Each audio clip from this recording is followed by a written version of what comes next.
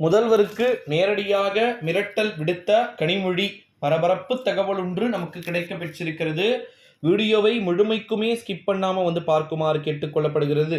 உண்மையிலேயே முதலமைச்சருக்கே பார்த்தீங்கன்னா நேரடியான மிரட்டல் விடுக்கக்கூடிய அளவிற்கு மிக முக்கியமான ஒரு தலைவரா கனிமொழி ஜி அப்படின்னு கேட்டிங்கன்னா, yes, Kanimozhi is very talented person, very very important person in DMK party.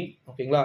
இந்த ஒரு சூழ்நிலையில தான் நம்முடைய தமிழ்நாட்டில் முதலமைச்சர் ஸ்டாலினுக்கு எதிராக பார்த்தீங்கன்னா மிரட்டலை பார்த்தீங்கன்னா கொடுக்க வேண்டிய ஒரு சில சூழலுக்கு கனிமொழி அவர்கள் தள்ளப்பட்டிருக்கலாம் அப்படின்னு சொல்லிட்டு எதிர்பார்க்கப்படுகிறது.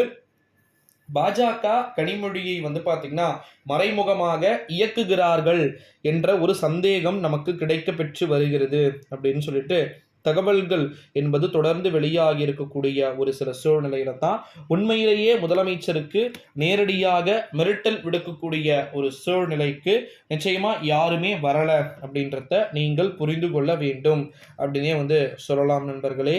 ஏன்னா 2024 ஆண்டு நாடாளுமன்றத்துடைய தேர்தல் ஒரு மிகப்பெரிய ஒரு திருப்பத்தை பார்த்தீங்கன்னா ஏற்படுத்தக்கூடும் அப்படின்றத நம்ம உறுதியா எதிர்பார்க்கலாம். ஓகேங்களா?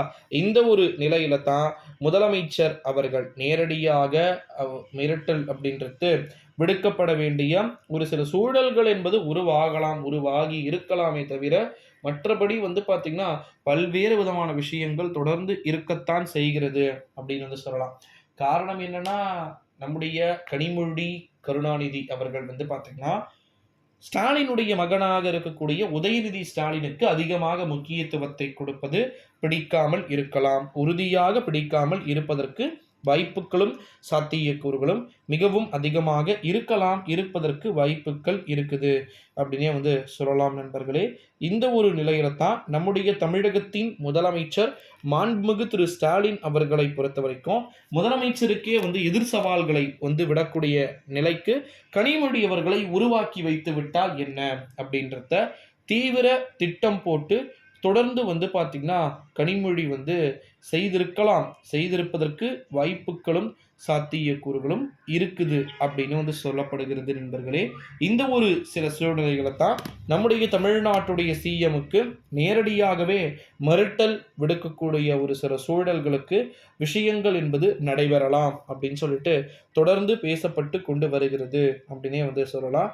ஸோ நம்முடைய தமிழகத்தை பொறுத்த வரைக்கும் நம்முடைய கனிமொழி அவர்கள் தனிப்பட்ட முறையில் டிஎம்கேவுக்கு மிகப்பெரிய மாற்றங்கள், ஒரு அளப்பரிய மாற்றங்கள் அப்படின்றது நடைபெறுவதற்கு வாய்ப்புகள் இருப்பதாகத்தான் இப்போ இருக்கக்கூடிய கண்டிஷனுக்கு நமக்கு அனைத்தும் பார்த்தீங்கன்னா உண்மை நிலவரங்கள் புட்டு வைக்கப்படுகிறது.